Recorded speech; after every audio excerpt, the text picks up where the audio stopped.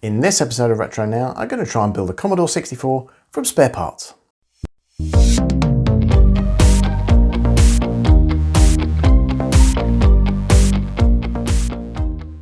When I originally built my Ultimate 64 based Commodore 64 last year, the keyboard that I really wanted to use for it was the Aldi style of keyboard. Now this is a keyboard with the light coloured keycaps and the Petski graphics on the front of the keys as opposed to on the top. It was used on early C64C models as well as models of Commodore 64 sold exclusively through Aldi stores, and hence the name it's been given. And I think it looks particularly nice with the colour of Pixel Wizard case that I used in that build. In fact, it's the style of keyboard that Pixel Wizard themselves used in all their publicity shots. At the time I couldn't find one for sale, so when one came up on eBay recently and it was in good condition, I quickly snapped it up. I've now swapped it over with the keyboard that was originally in that build, as you can see, and that means I have a spare keyboard here. Now, as opposed to putting this away and keeping it as a spare part, I thought I'd go off and buy some more spares, such as a case and a motherboard, and some other bits and pieces that I would need to build myself another Commodore 64. Okay, so I guess the first step is for me to go off to the internet and find the remaining spare parts that I need for this build. And I'm going to start with the motherboard. So during the first 6 years of the C64's production, Commodore actually produced 7 different types of motherboard. Each subsequent type of motherboard had fewer parts, helping to get the cost of the C64 down, and culminating in the 250-469 type, which itself had 4 revisions and was used throughout the remaining years of the C64's production. Predominantly used in the C64C model, but they were also used in some variations of bread bin style C64s as well. Ideally, I'm looking for an example of a 250-466 board or a 250-469 board, predominantly because they tend to be more reliable due to the fact that they're newer, and also because they use fewer parts. So the first of these boards, the 250-466, is what was the last of what was known as the long boards due to their size, and they're generally found in late breadbin style C64s and early C64Cs. They have the advantage that they use what is considered to be the better of the 2 SID chips, the 6581, and they use only 2 RAM chips as opposed to the 8 that were used on earlier models. It also is considered to have excellent video output, which makes it highly sought after. And it also has lots of socketed chips, which you might think is an advantage, but when we're dealing with second-hand boards, this is a disadvantage, because in general the chips found in these sockets are removed, and then you have the additional headache and cost of trying to find replacements. The other type of board that I'm looking for is the 250-469, and this is the board that's known as the short board. It's produced from 1987 onwards and is predominantly used in the C64C models. It's called the short board because it has far fewer parts on it and is therefore smaller in size. And this is down to the fact that a lot of the circuitry is now incorporated into a new version of the PLA called the Super PLA. This is considered to be much more reliable than earlier versions of the PLA chip, which is just as well because it's now a 64-pin chip that's soldered onto the board and is quite difficult to replace. Other major changes on this board include the move from the 6581 SID chip to the 8580, and the move from the 6510 CPU to the 8500. In all, there are 4 revisions of this board, and in the latter ones the colour RAM is also integrated into the Super PLA. In general, this is considered to be the most reliable type of board for the C64, and this is not only down to the fact that it uses fewer parts, but it's also due to the fact that the chips run on lower voltages and therefore produce less heat. Now, at the time of looking, I could only find one suitable example on eBay, and that's an example of the 250-469 board. It looks a good clean example and is said to be 100% working. It also has the distinct advantage that the only chip missing from it is the SID chip. I did actually manage to put in an offer and get the seller to reduce his price by £10, which is also a bonus. The next part I need to find is a case, and looking on eBay I found a nice example of the bread bin style of case. Now this is not the usual style that you would expect to find a 250-469 board in, although they were used in some models. So for example the Aldi model of C64 and the C64G, which was a model that was built towards the end of the C64's life, and it was built in West Germany for the West European market. and you can see an example of one of these here, and you can see that it uses the style of keyboard that I have. Going back to the example on eBay, you can see that it's a nice clean example. There doesn't appear to be too much in the way of age-related yellowing, and no nasty marks or damage to the case, so that looks good. I think I'll go for that one. One thing I have noticed is that neither the motherboard nor the case that I've gone for have a port plate included, and this is the metal plate that goes on the side of the motherboard when you put it into a bread bin style case, and goes around the power inlet and the power button and the joystick ports. But I've managed to find one of those on retroleum.co.uk, so this is a site that supplies various spare parts for Commodore and other retro machines. And there's some other bits and pieces I'm going to need to pick up here, like heat sinks and also a replacement LED for the case. That's because the bread bin style case only has a short cable on it, though it's not going to reach across to the connector for the LED on the motherboard that I've got. Another thing I'm going to need is a power supply unit, and instead of going for an original power supply unit, which are known to be unreliable and they can fail and supply too high a voltage to your C64 and therefore damage all the chips on it, I'm going to go for a modern replacement, and there are a couple of options here. There's one that's produced by a company called Keylog, and another one that's produced by a company called Electroware. They both seem to be Polish companies, and you can get these via eBay. Having read through the reviews, the Electroware one seems to be get slightly better reviews, so I'm going to go for that one.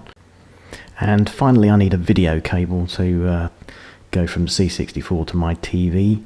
There are various options here that you can go for, but I've gone for this particular cable because it's also compatible with my VIC-20 and Atari 800 XL computers, which I do intend to eventually resurrect from my loft in later episodes, so that this cable will have multiple uses. Okay, so a week or so further on and everything has now arrived. I've got a nice big pile of boxes to unpack, and I'm ready to get on and start putting everything together. Okay, so first up we have the thing that started this whole idea off in the first place, and that's the keyboard that I took out of my Ultimate 64 machine and replaced with the Aldi style of keyboard. Then we have the case that I got off of eBay. So this is the bread bin style of case. I'm really pleased with this. It's in good condition. It's got good even colouring, and the outside of the case, the colouring on the outside of the case matches the inside. There's no obvious marks or any damage to the case, so I think that's probably about as good as I could have hoped to have found. And it's just giving it a clean up, and it looks really nice. And then lastly we have the motherboard.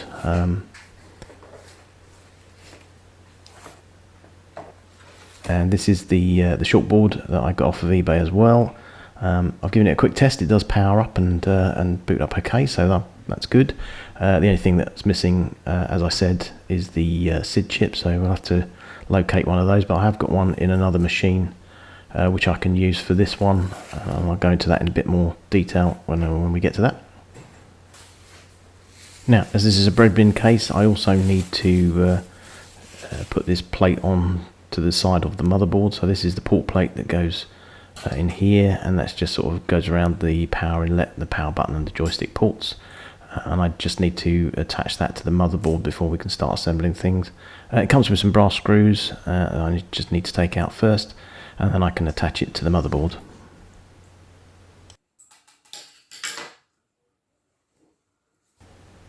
So the plate just screws onto the side of the motherboard here, just like this, just goes around the power button and stuff.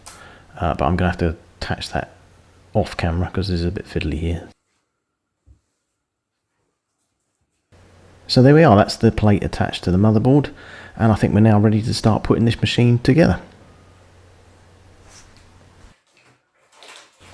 Now, although it's not too dirty, I think before I start adding heat sinks and assembling it into the case, I will give the board a once over with some isopropanol alcohol. I've done the other side already, so we just need to do the top here.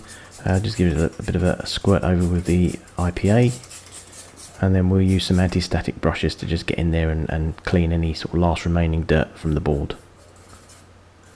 So just go around in between all the components, gently cleaning away any last sort of bits of dirt and dust. I've got a couple of brushes here that I'm using, so a sort of harder brush and a softer brush here, and just carefully go around the board and give it a good clean. And the last bit I want to do here is just give these edge connectors here on the user port and the dataset port, just give those a bit of a clean with a bit of kitchen cloth, and just gently give those a rub, and the IPA should help get any sort of dirt off there and give them a good clean.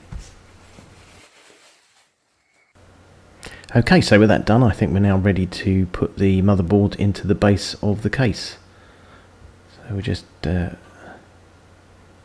carefully place the motherboard into the case and line it up with the lugs for the screws. Now, one of the lugs on this case has come off, but I think I've still got enough on there to securely fit the motherboard into the case, so that's fine.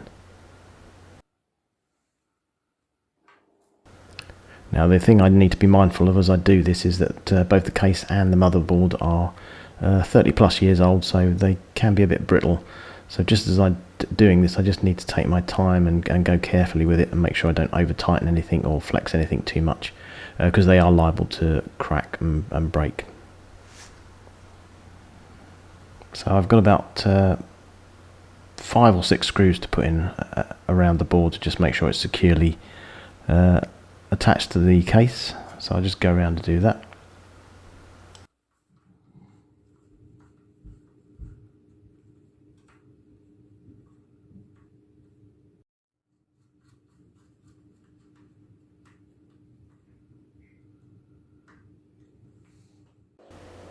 Okay, so now that I've got the motherboard securely in the case, the next job I want to do is add a couple of heat sinks to the VIC-2 chip and the processor chip. And before I do that, I need to make sure that they're nice and clean, so I'm going to just give them a quick wipe over with an alcohol wipe. The heat sinks I'm using for this I got from retroleum.co.uk, and they do them in 2 varieties, either ones that have self-adhesive pads on them or ones that use thermal glue.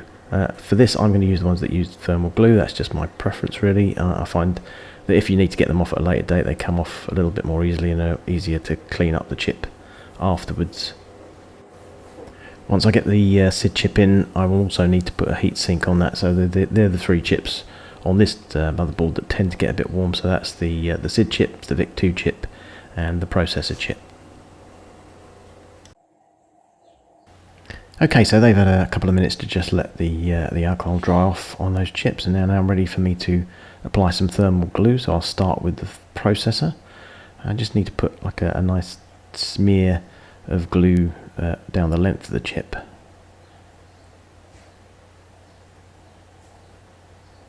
There we go. And then I'll do the VIC-2 chip as well. So again, just put like a thin layer of glue down the length of the chip. I've just got a little bit there I need to clean off, so I just get a wipe and just clean that bit off there. Don't want too much, because otherwise when I apply the heat sinks, it'll all squirt out the sides. But I think that should be okay. So I'll start off with the VIC-2 chip and just gently apply the heatsink onto the top of the chip. Just try and get it as square on as you can.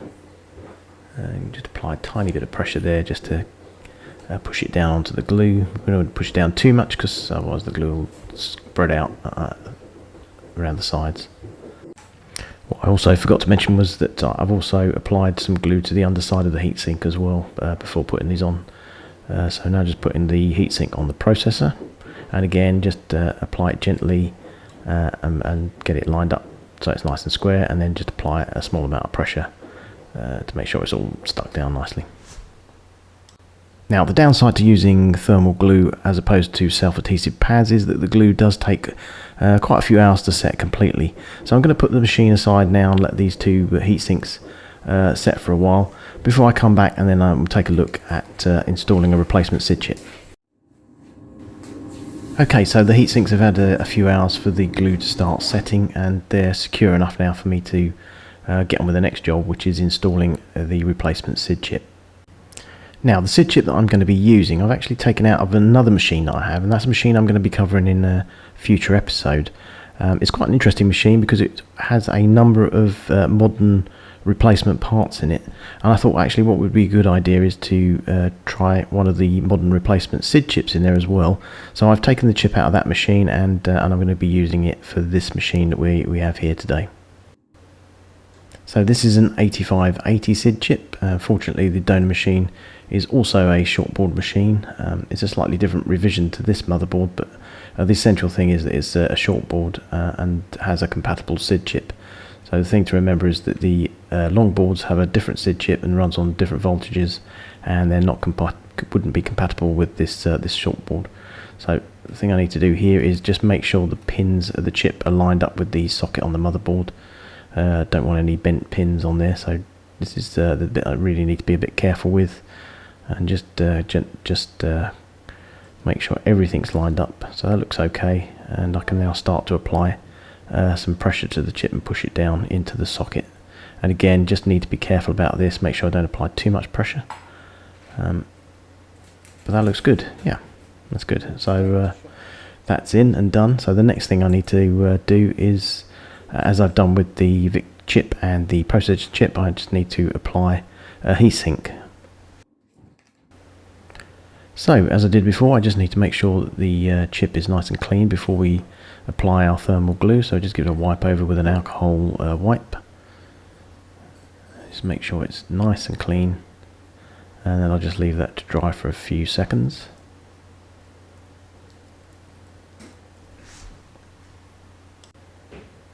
And that should be dry, and then we're ready to apply a thin layer of thermal glue to the top of the chip. So just as I did before, just smear down a strip of glue down the length of the chip. Not too much, just a little thin layer. And again to the heatsink, and then I can apply the heatsink to the top of the chip. Again, line it up, make sure it's nice and square, and then just apply a gentle bit of pressure. Again, not too much, don't want all that glue to squirt out the sides. And that looks good. Okay, so the next job I need to do is to replace the LED. The one that comes with the case that I have is too short to stretch across and reach the connector for the LED on the shortboard. Fortunately, Retroleum.co.uk come to the rescue again. They do a kit that has an LED with a long cable on it that will reach, and also it's a green LED, which is the kind of that's predominantly connected to the C64G model, which is like what I'm trying to replicate here. So to get the old one out, we need to get the retaining clip off first, and that's just need to be careful here that I don't damage the case.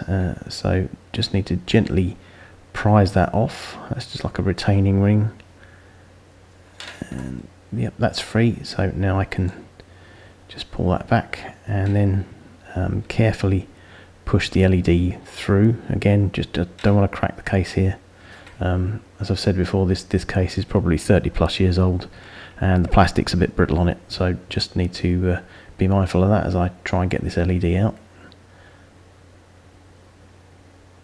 It should just push through, but I'm not entirely sure which way. I think I need to push it out through the front, so just apply a bit of pressure and hopefully that'll just go through.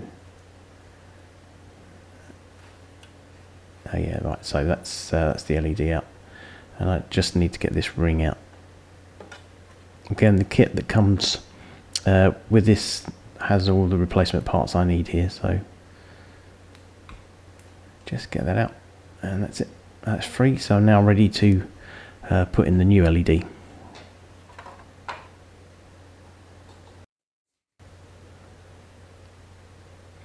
Okay, so the first thing I need to do is put the retaining ring over the LED, and just set that aside.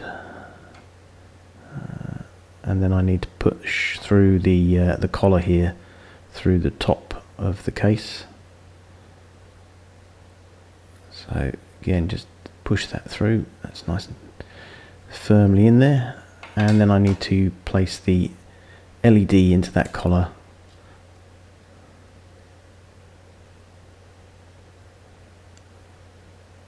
And then once I've done that, I need to then bring the retaining ring up and fit it around the base of the LED, and then that should hold everything firmly in place. That just slips over nicely, and that all looks good. And I now have a cable that's long enough to reach across to the connector on the motherboard.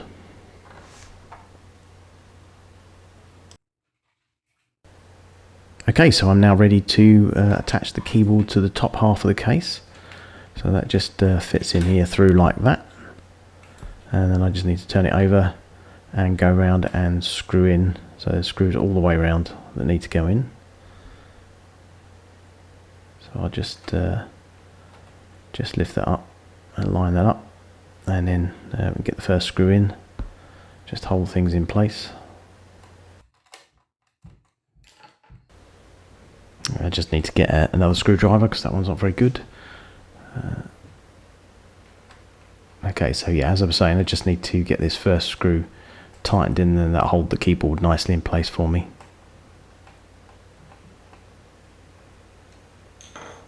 And then it's just a case of going around and doing the remainder of the screws.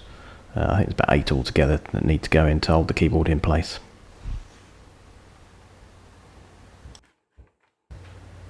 And again, as I do this, I just need to be mindful of the brittle plastics on this case. Just don't over tighten the screws.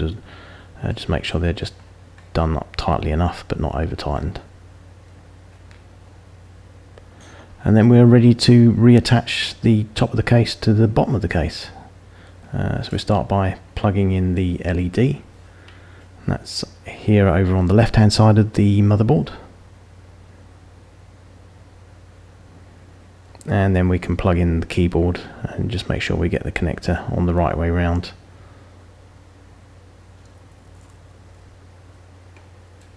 Just to ease that in. And then just make sure the LED cable's out of the way. And then we can reattach the top, just attached to the back of the case there with those clips, and again making sure the cables are out of the way, and then gently bring the case down again. Just need to be careful because on the back of these cases those clips are very prone to breaking. And then just flip it over, and there are just 3 screws here then to hold everything together.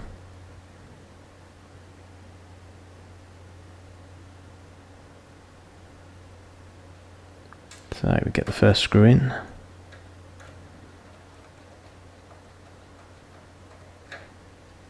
Again, just be careful there, don't over tighten.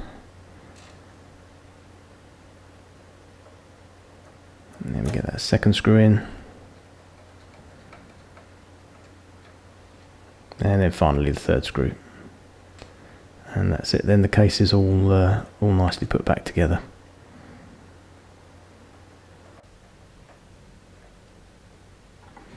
And that's it, the build is complete, all our spare parts have been put together, and we now have a finished machine. So all that remains now is to plug it all in and test it out and see if it works. Okay, so I've got the machine plugged into the telly, I have my Electroware power supply unit, I've got my zipstick joystick, and so we're ready to try out and power it up. And we have a power light. And we have a working machine. So the keyboard seems to work okay. No surprises there really, because that came out of the Ultimate 64 machine I had before. And I'm now going to try out some software on the machine. I'm going to run a diagnostic cartridge using my Kung Fu flash cartridge. So this is a device that you can plug an SD card into and then load a program into memory, and then it will act just like a normal C64 cartridge. So let me just plug that in and we'll see what's on there. So when I power it up, you can see that was the last game I had loaded on there, Avenger, and it acts just like a cartridge. And then go back to the menu, And I think the first thing I'm going to try and load up is the Commodore diagnostic cartridge.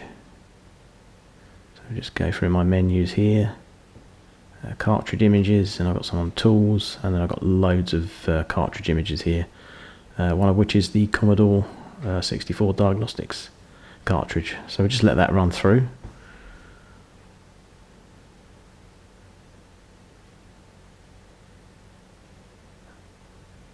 And we'll probably get some errors here on the ports because for this cartridge to work completely, it needs a diagnostic harness that plugs into all the cartridge ports, but I haven't got one of those. So it does look like what I'm expecting to work is working. I've got passed all the RAM tests, and that's looking pretty good, so no surprises there.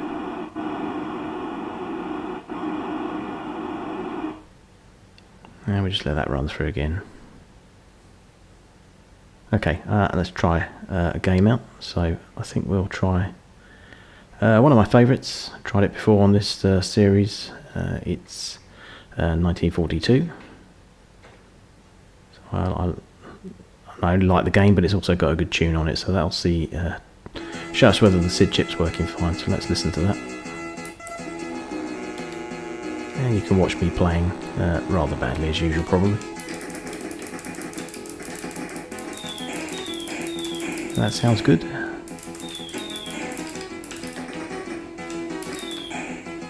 I'm pleased with the way this is running, so this all seems to be good.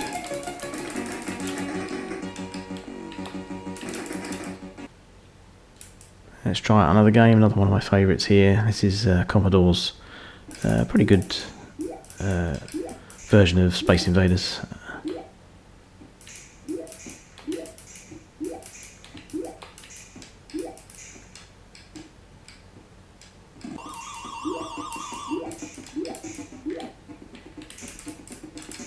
Let's just see if I can complete this level.